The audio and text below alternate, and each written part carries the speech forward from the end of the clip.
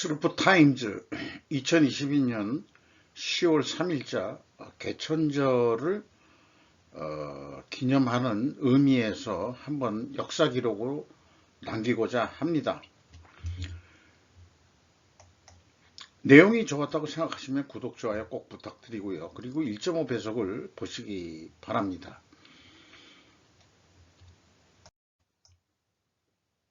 오늘이 10월 4일이지만은 어저께 제가 역사 기록으로서 좀 남겨놓은 거를 오늘 필히 이거는 내가 좀 남겨야 되지 않을까 그런 생각으로 그냥 넘어갈까 하다가 그 방송 기록으로 남기고자 합니다. 한 총리 한국 빛나는 연대와 상생으로 제도약 시민의식 가능케 할 것. 말은 좋은 것 같은데 뭔 얘기인지 잘 모르겠어요. 뉴시스 김명원 기자의 보도 내용 제목이었습니다. 국민에 다짐하고자 한다. 뭐 국민한테 약속하는 거죠. 다짐하고자 한다는 얘기는 아이고 죄송합니다. 국제사회의 연대, 경제의 제도약, 상생 언급 뭐 이렇게 했는데 너무 압축된 얘기를 해서 그런데 이제 우리 개천절을 맞이하면 항상 홍익인간 제세이와 이런 얘기를 많이 하죠. 신시대를 열어가야 정부는 미래를 위한 희망의 디딤돌을 놓겠다.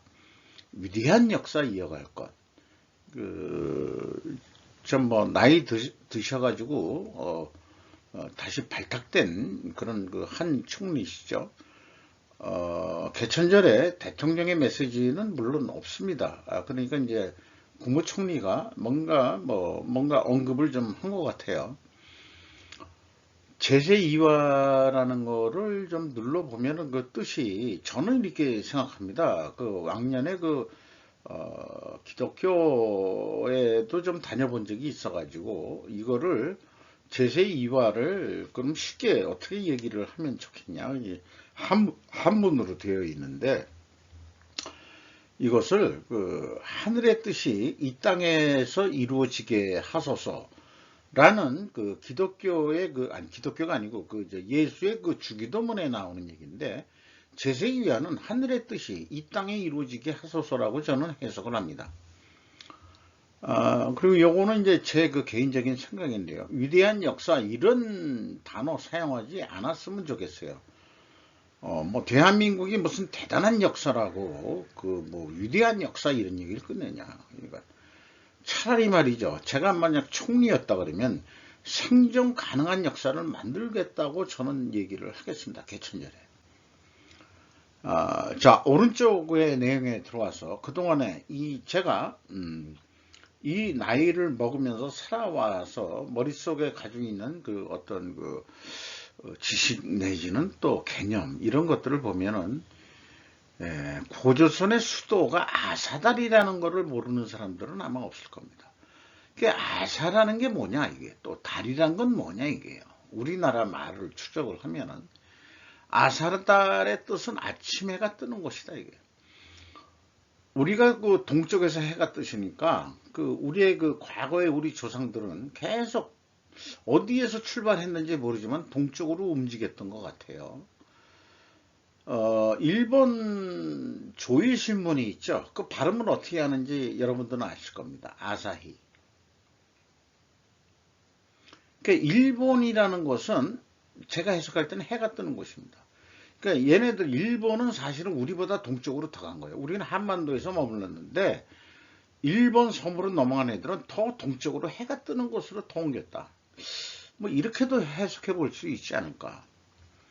그래서 이제 요즘에 개천절을 맞이해서 요즘에 정권도 바뀌고 옛날 문 정권은 반일로 일관했습니다만은 한일 관계를 우호적으로 만들려면은 지금 딴 거 가지고 북한이 공격을 해서 우리가 좀 같이 대응을 해야 된다 이런 얘기 말고 좀 역사적으로나 문화적으로나 고대사로 유사한 점을 찾아야 할 것이라고 저는 주장하고자 합니다. 말도 비슷하고 그렇습니다. 아사달, 아사히 이런 거로 해가지고 우리가 좀 이 친근성을 좀 접근해야 되지 않겠냐, 일본 사람들하고 그렇게 생각합니다. 그리고 뭐 카자흐스탄의 수도 이름이 아스타나예요. 자, 아스타나, 아사달과 유사한 발음입니다. 자, 아사가 아스로 되든 뭐든 그건 유사한 겁니다. 타나, 아사달의 발음이 변경이 된 거 아니겠어요? 저는 그렇게 생각합니다. 그럼 여기서 더 나가서 북유럽 신화의 이 토르 해서 보면은 거기 그 지역이 아스가르드라고 나오죠. 우리가 많이 미국 영화에서 많이 봤지만은 어, 그런 신화 쪽에서도 그게 켈트족의 신화라고 얘기하는데 원래 유럽 애들하고 좀 틀린 것 같아요. 그 신화가 아스가르드. 뭐 그것까지는 뭐 우리가 연결하지 않더라 하더라도 우리가 중앙아시아나 또 일본하고 얘기해서는 뭔가 고대사에 연결되는 그런 것들의 유사점을 찾아서 서로 지금 적대적이라면은 야 우리가 그게 아니고 우리가 유사한 점이 있어 라고 얘기를 해야죠. 이제 경상도하고 전라도 사람이 만나면 서로 다른 점을 갖다가 얘기하기 바쁜데 가까이 살면서도 적대적인 관계가 있는데 오히려 멀리 떨어져 있는 비유를 들자면은 이탈리아 사람하고 레바논 사람이 만들면은 야 니들하고 나하고 우리 비슷한 게 뭐냐, 왜냐면 먹고 살기 위해서 그렇다. 교육의 중심이죠. 옛날에 유대 지중해 쪽에서 보면은 동서양이 겹치는 부분이기 때문에 레바논 사람들은 레반트 지역이라고 옛날에 얘기했는데 로마하고 우리가 비슷한 게 뭐냐 이런 걸 찾기에 노력을 했었다 이거죠. 개천절을 맞이해서 이런 고대사까지 제가 지금 현재 가지고 있는 그런 생각들을 해봤습니다. 거기서 우리가 중앙아시아 보면은 나라 이름이 대부분 스탄 나오죠. 카자흐스탄, 우즈베키스탄, 키르기즈스탄 뭐 많습니다. 우즈베키스탄 사람들은 너무나 많이 한국에 들어와가지고 일을 해가지고 한국에서 돈 벌어가지고 우즈베키스탄에 가서 부자로 살고 있는, 집도 짓고 땅도 사고 뭐 그렇게 해가지고 유명 유튜버들이 우즈베키스탄에 가면은 아니 뭐 한국말 하는 사람들이 그렇게 많다 이게요. 을지로 육가 옛날 우리 어렸을 때 계림극장이라는 게 있었어요. 그 건너편에 골목이 이 사마르칸트 골목이 우즈베키스탄의 수도는 아니지만 이 사마르칸트라는 지역이 있었죠. 옛날에 무역 중심지였고 뭐 그렇다는 얘기인데 우즈베키스탄 분들이 오셔가지고 물론 지금 이슬람이지만은 거기에서 을지로 육가 골목에 사마르칸트 골목이 형성돼서 양고기, 꽃이라든지 이런 거를 파는, 물론 러시아 것도 조금 들어와가지고 말하자면 보드카도 좀 팔고 뭐 그런 데도 있는 골목을 가본 적이 있습니다. 소론이라기보다도 좀 길어지지만은 그래서 스탄이라는 게 딴 게 아니고 훈민정음에 보면은 한번 찾아보시면 알지만 땅이라는 게 옛날로는 이게 지금은 쌍자음이 이런 게 없어서 그렇지만 시옷 디귿 당이라고 표시 되어 있습니다. 그러니까 빨리 얘기하면은 땅이죠. 땅 이렇게 되는 거죠. 자, 우리나라는 그게 땅이 됐는데 그쪽 중앙아시아로 가면은 스탄으로 발음이 되는 겁니다. 그러니까 남이 아니다 이게. 중앙아시아, 카자흐스탄, 우즈베키스탄 뭐 이렇게 생김생이도 그렇고 지금 뭐 종교 얘기를 하지 말고 어원이 그렇다는 얘기예요. 그래서 제 생각에는 우리나라가 다시 생존을 위해서는 중앙아시아와 교류를 위해서 유사점을 찾아서 접근해야 될 것이다. 일본하고도 그건 마찬가지다. 이렇게 생각을 하는 것입니다. 그래서 저는 뭐 네이버를 많이 쓰고 있습니다만은 네이버에서 이렇게 만들었어요. 우리 단군시나 모르는 사람은 대한민국에서 절대 없을 겁니다.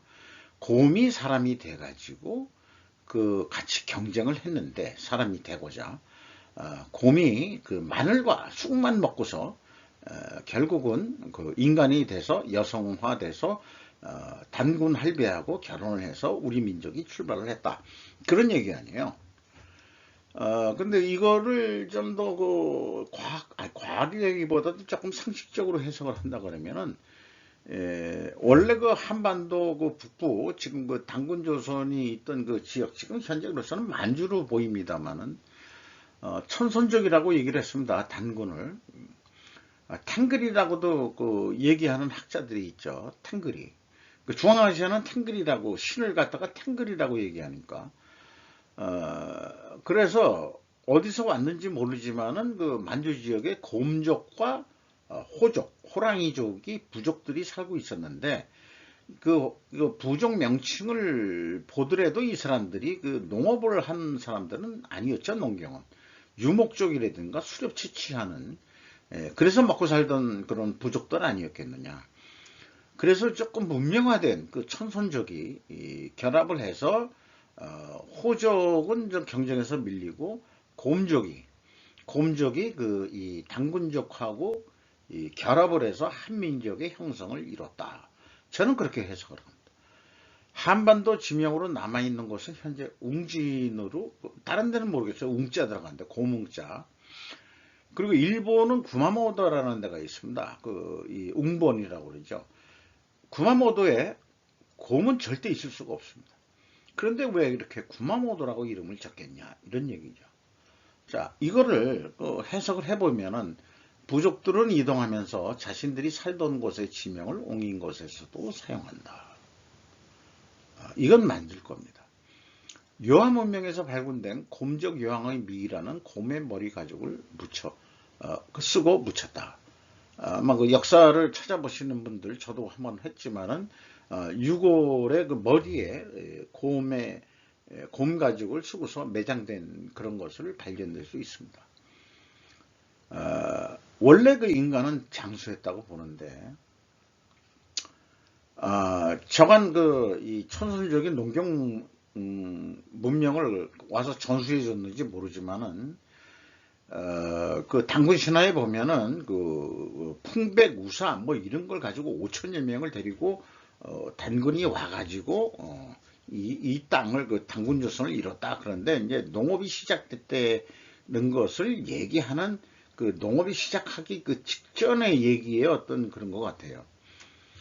그런데 실질적으로 농업을 하면은 그 지배계층은 몰라도 그 밑에서 일하는 사람들은 중노동입니다. 까나꾸기에서 수렵한다 뭐 한다 그러면 그때 가끔 그 사냥할 때만 가서 그냥 죽을 똥살똥 해서 잡아가지고 살든지, 뭐 또 유목을 한다 그러면은 뭐 또 그렇게 그렇게 중노동은 아니고. 근데 농업은 사실상 그 농한기를 빼놓고는 중노동을 해야 되는 거죠.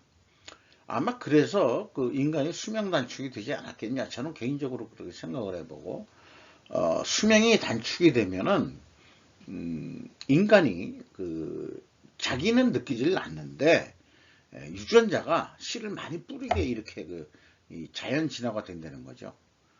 요즘에 우리가 왜 인구 최저 이제 출산율이냐 그러면은 그 유전자가 그렇게 많이 안 나도 되네 하고 이미 그 생각을 하고 있는 거예요, 유전자가. 그러니까 안 낳는 거예요. 근데 옛날에 수명이 단축이 된다 그러면은 씨를 많이 뿌리는 거로 해서 자기 역할을 하고 넘어가는 겁니다. 왜? 노동도 필요하고 내 자손들이 살려니까 빨리빨리 애를 낳아야 되는 거죠. 아마 그러지 않았을까. 이렇게까지 개천절에 뭐 고대사부터 시작해가지고 현대에 이르기까지 그냥 제 그 개인적인 그 생각, 또 가지고 있는 어떤 그런 관념들을 한번 풀어봤습니다. 자, 2장 가지고 너무 길었죠. 요거는 이제 그 현대 삼호 중공업 개별 분석에서 좀 자세히 얘기했고, 그런데 이게 액화 천연가스를 저장하는 그 저장 탱크가 이렇게 큰 거네요. 이거가 이제 우리나라 기술이 좋다. 그런 얘기를 하는 것 같고요.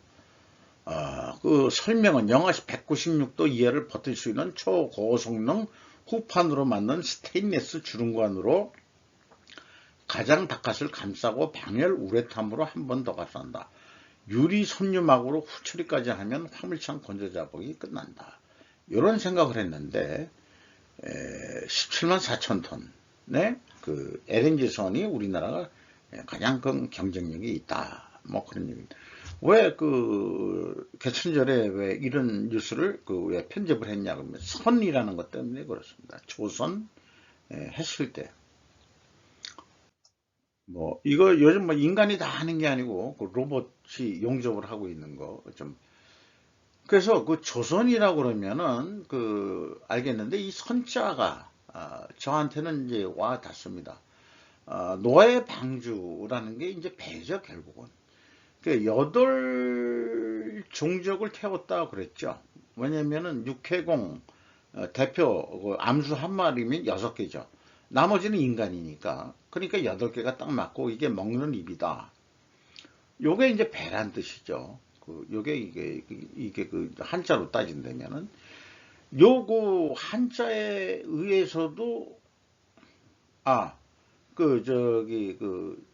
말하자면은 지금 그 구약이라고 얘기하지만은 인간의 어떤 내려오는 그런 어떤 그 전승되는 그런 그 거라고 한다 그러면은 이게 의미 있는 얘기로 그 글자를 만들었을 것 같다. 그 조선 아침 조자인데 이게 뭐 달하고 뭐 어떻게 되냐면 이 선자에 저도 또 의미가 있다고 하는데 이 선이라는 게 이제 그 물고기하고 그 양이란 말이에요. 자, 제가 그냥 생각한 얘기를 풀어보면 조선 역시 아침해가 뜨는 곳이다. 아사히가 아침해가 뜨는 곳이지만 조선도 우리가 그 한자 문명을 받아들이면서 아사다를 조선으로 표시한 거예요. 저는 그렇게 생각합니다.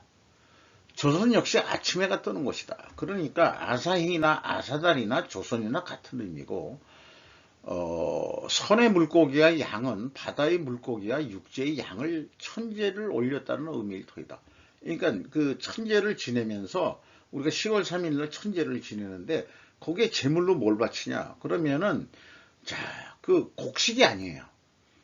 이 한자를 보면은 바닷고기와 그 다음에 생선을 그 생선하고 양을 바쳤다 하는 얘기는 우리 조상들은 절대 그 농업을 했던 그 종족이 아닙니다. 유목을 했든지 수렵치치를 해서 먹고 살던 종족이다. 이렇게 보면 그래서 이제 뭐 문자를 만들어내고 뭐 해서 한자로 나중에 표현할 때 선을 하더라도 그 조선의 이름을 만들 때 다 그런 관점이 조상들이 있으니까 이런 거를 만들지 않았겠냐 저는 그렇게 생각하는 거죠. 따라서 고조선 자체가 제사장 계층이었다고 해석하는 학자가 있다. 왜냐? 그 나라 이름을 짓는데 혼자 천재 지내고 이렇게 제물을 바치고 하는 거를 그 나라 이름으로 만들 수 있겠냐 이런 얘기죠. 그러니까 제사장 계급이었다 이렇게 얘기를 하는 것 같습니다. 우리나라가 옛날 조상들이 전투만 하고 맨날 그 싸움질하고 그런 게 아니고 삼면인 바다인 한반도는 수산물이 나오고 만주 지역에서는 목축을 하는 유목민족들과 함께 어울려 살았지 않았겠느냐. 그리고 울산 방고대 양각하라는 게 있잖아요. 저 유심히 봤는데 아니 옛날에도 선사시대 때도 그렇게 고래선양을 해서 먹고 살았다 이게. 이거는 단군 조선전 선사시대일 수 있지 않겠냐. 그렇게 생각을 해봅니다. 거기에 덧붙여서 춘천 선사시대 중도유적 사정 및 문화재 보호구역 지정 촉구 해가지고 지금 뭐 이게 얘기 됐는데 이게 레고랜드 만든다. 옛날에 뭐 또 그 좌파 그 강원도지사 뭐 어떤 이름은 기억이 안 납니다만은 중국 자본에서 여기다가 차이나타운 만들려고 했다고. 그런데 이제 어쨌든 차이나타운을 만들든 레고랜드를 만들든 이 개발하려다 보니까 그 선사유적지가 나왔다 이게. 그러니까 제가 봐서 중도 선사유적지는 선사 고조선 및 역사시대 유물까지 나온다고 한다. 물이 흐르는 강 중심으로 선사유적지들이 많이 발견된다. 단군조선 천선적이 농경 및 치수목을 전수했을 것 같다. 농경의 발달은 농경 지박적이 되면서 왕권국가로 탈바꿈했었다. AI 자동 로봇화된 4차 산업시대에 적합한 통치체제는 무엇일까? 자, 지금 우리가 그 민주국가가 됐다, 뭐 했다고 하지만 옛날에 왕정 국가가 된 거는 왜 왕정 국가가 되고, 그 다음에 국가라는 의미, 부족끼리만 먹고 살았을 텐데, 고조선 정도만 하더라도, 그래서 천지할 때만 여러 부족들이 모여가지고 천지를 지내서, 뭐 이렇게 했을 것 같은데, 국가라는 개념은 농업이 발달하면서 국가라는 게 생겼을 거라고 저는 생각을 하고, 그래서 4차 산업혁명이면서 민주국가라는 게 더 발전이 됐고, 지금 이제 세상이 변해가지고 4차 산업혁명으로 해서 뭔가 지금 급변하고 있는 것 같죠, 이 세상이. 그런 걸 느껴요. 민족국가 가지고는 지금 안 될 것 같고, 우리나라도 뭐 그럴 것 같지는 않고, 민족이라는 얘기를 나와서는 이 국가가 존립할 것 같지가 않고 그런 상황입니다. 그리고 또 현재 에너지 전쟁의 추가로 지하 광물 자원 전쟁으로 어떤 형태로 변화가 될까? 그런 생각을 해봅니다. 개천절에 뭐 이것저것 많이 생각을 해봤어요. 알루미늄 수요가 격감한다. 이게 1년에 한 번씩 무슨 그 모임이 있어가지고, 여기에 따르면은 그 참 재미있는 용어가 있는데 좀 찾아보면은 짝짓기 시즌이라고 그러네. 짝짓기 시즌. 연에 한 번씩 그 워싱턴에서 열린 회의에서 뭐 이렇게 그 비철금속 업자들이 모여가지고 이 뭐 이렇게 이 회의를 하는 게 있는 모양입니다. 그래서 우리도 올해는 얼마 더 필요할 것 같고, 그 다음에 뭐 어떻게 니들도 그만큼 공급해 줄 수 있는 좀 준비 좀 해주라. 우리가 얼마큼 살 테니까. 뭐 이런 식으로 이제 그게 짝짓기 시즌이라고 얘기를 하고 있네요. 자, 비철금속도 그렇게 짝짓기 시즌이 있네요. 이런 게 좀 의미가 있을 것 같아요. 현재 그 경제가 돌아가는 데 있어서 어떤 그 지속 가능성 내지는 우리가 이 기업이 생존 가능하려고 그러면은 나 혼자 잘나서는 안 되니까 그 공급자들하고 모여가지고 자 우리가 이만큼 하려고 그러는데 니들이 좀 도와줘. 이래가지고 짝짓기 시즌이 있다. 요거 의미 있는 그런 얘기인 것 같습니다. 근데 내년에는 아무래도 수요도 인플레 때문에 그 이게 이제 알루미늄인 그 코일인 것 같은데 참 알루미늄이 우리 현대 생활에 엄청 많이 그 아주 중요한 우리나라는 그 알루미늄 지하 자원도 못 만들고 뭐 제가 100% 수입하는 거로 되어 있습니다만은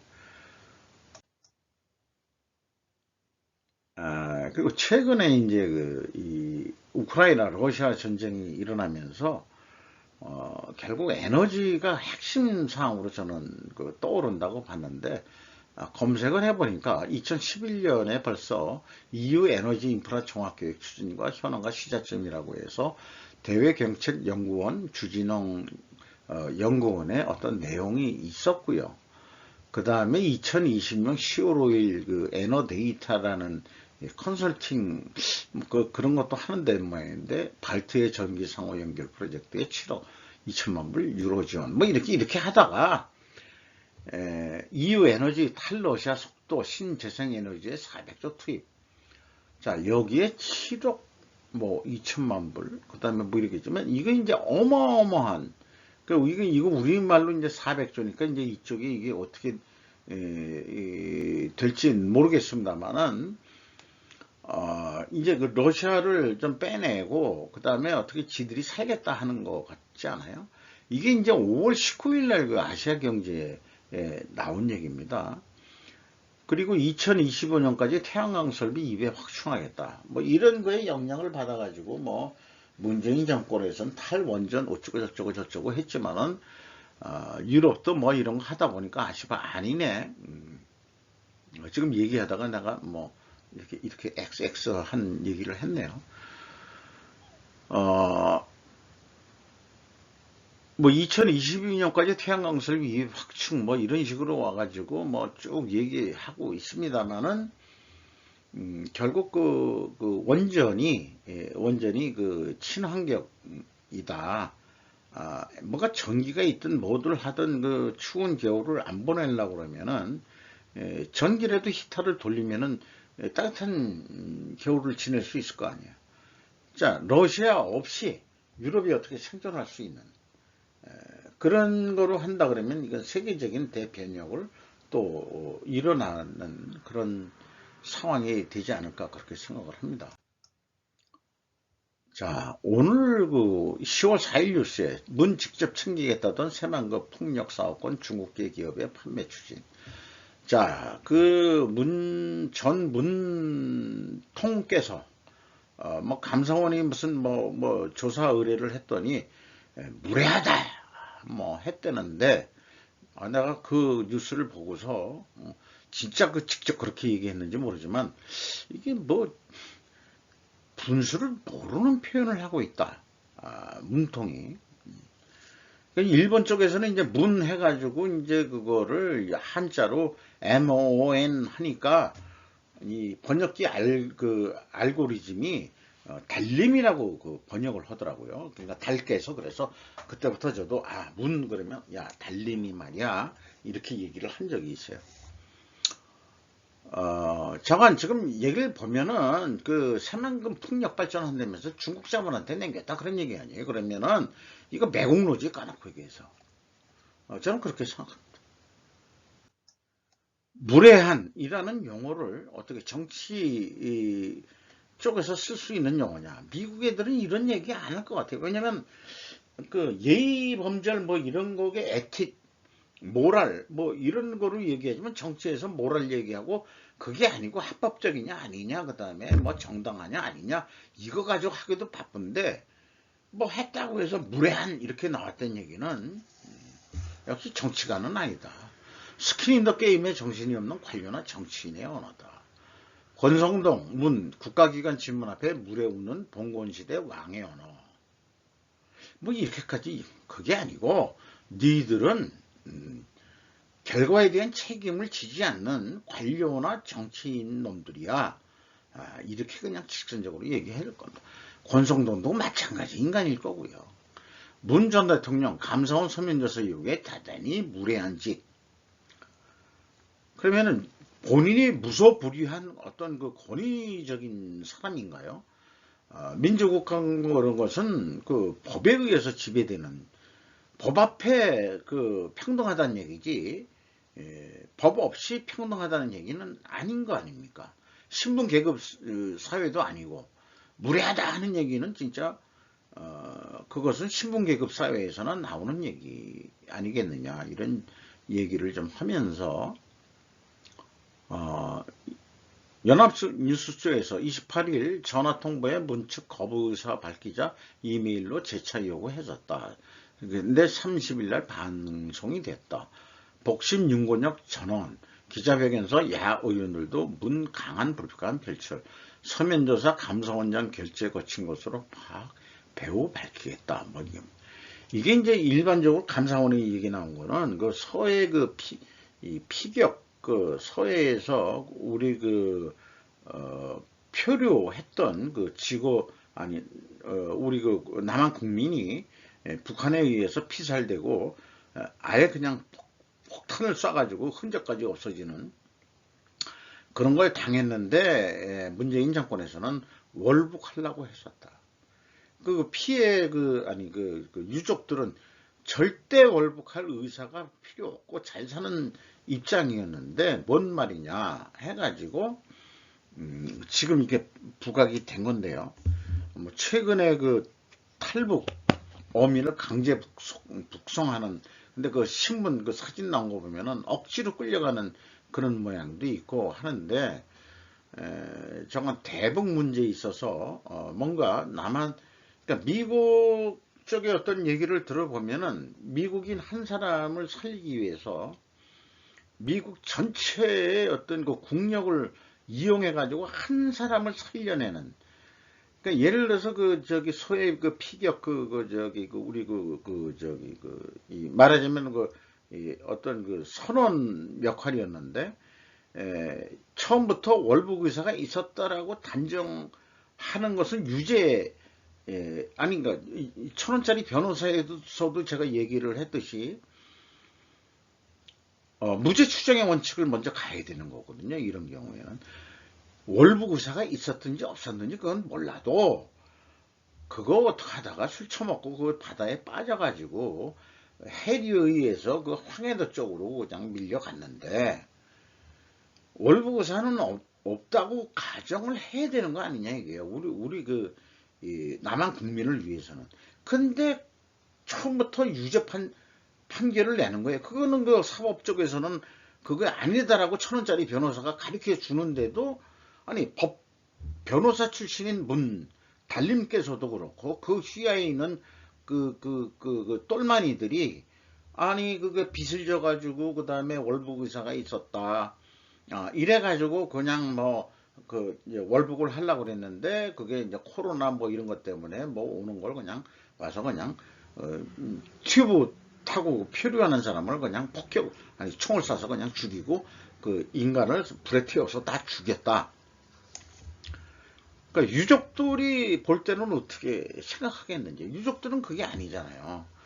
아니 그 사람이 월북할 의도도 없고 아주 그냥 토끼 같은 마누라 뭐야 그냥 무슨 그런 거 살면서 그거 하기 전에는 해외 선언이었다고 그런 것도 기억이 나는데, 자 이게 개천절 역사 기록을 하면서 참 30분 동안 말을 떨었습니다마는, 개천절 위대한 한국인이 아니고 개천절 생존을 위한 방법을 찾아야 될 개천절이라는 말씀을 드리면서 끝내는 거로 그렇게 해야 될 것 같습니다. 중언부언한 것 같습니다만은 1.5배속을 보셨기를 희망하고요. 내용이 좋았다고 생각하시면 이것도 구독, 좋아요 눌러주시면 저한테는 영광이겠습니다. 이상 마치는 거로 하겠습니다. 감사합니다.